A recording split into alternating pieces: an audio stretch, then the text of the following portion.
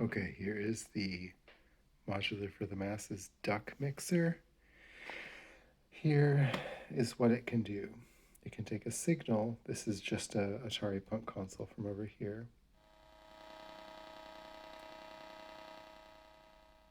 And all of these banks are the same. They all have pan knobs for balance. They all get put out into these outputs, left channel, right channel, mono channel, and headphones, which can drive a headphone okay. There's a volume for the final out. There is attenuator knobs for each input. Of course, these sliders work great. Obviously, that's what they do. But here's the cool thing. This section is to control the ducking of each channel.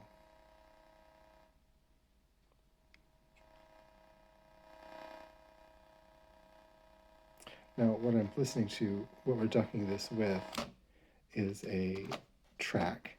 It's not just a kick drum, for instance, which is what we might typically use. We can listen to that track through this.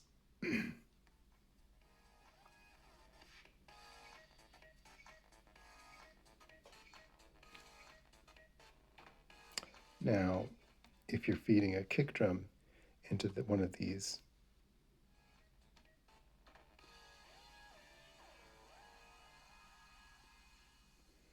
it has a high-pass filter, which you can turn up.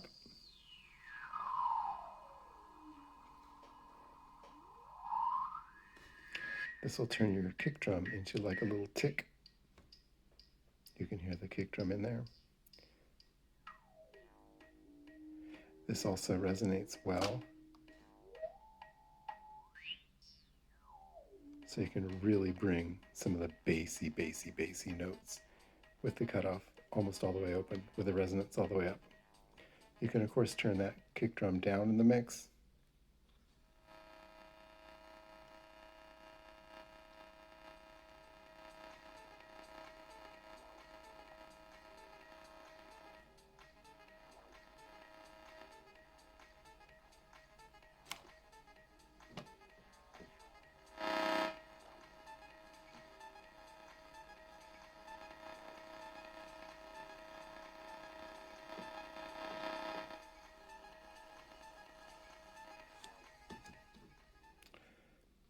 We have a send and receive channel, return channel for, I tried to make it obvious which ones they were. The ones covered in white are the ones down here.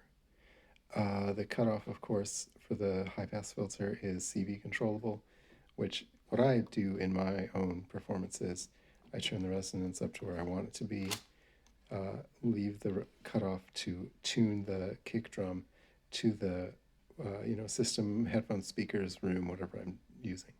And then I use an external controller to cut it off. Because this little knob right here, for going from the kick drum and like this, then dropping it down to the full bass, that's hard to do. That's a teensy little knob. So yeah, this is a very, this input normals to this. So if you plug in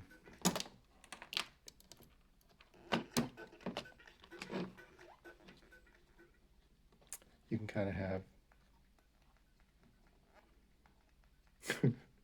it's compressing itself all to hell.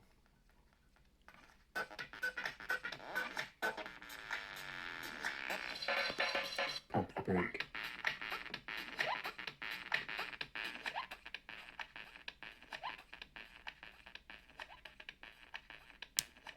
Every time there's a kick or a louder amplitude, it envelopes it down.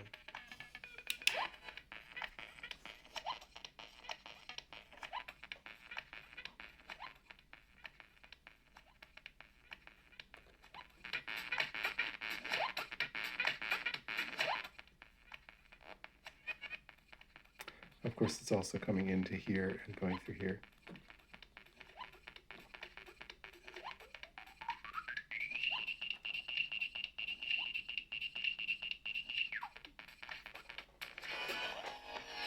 All right. Let me show you how it works just for fun.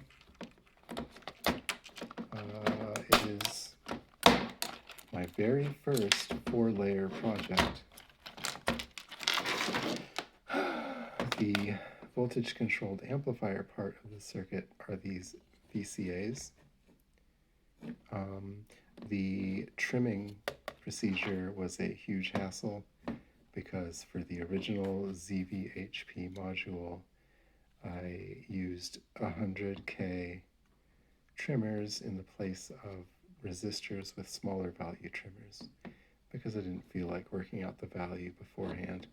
I probably should because it's quite a hassle. Here's my stereo potentiometer mounting arrangement. Kind of fun. My other innovation is the either way power. Either way, works either way. And this is crazy, I don't know if you can see, but there are chips mounted under the potentiometers. I had to, yeah, you can kind of see that one right there by my thumbnail. I had to put the op amps and the OTA, the LM13700 for the high pass filter. I had to put those under these potentiometers because there's just so many components on this side of the board and through hole pieces that I mean, I guess I could have fit a chip right there.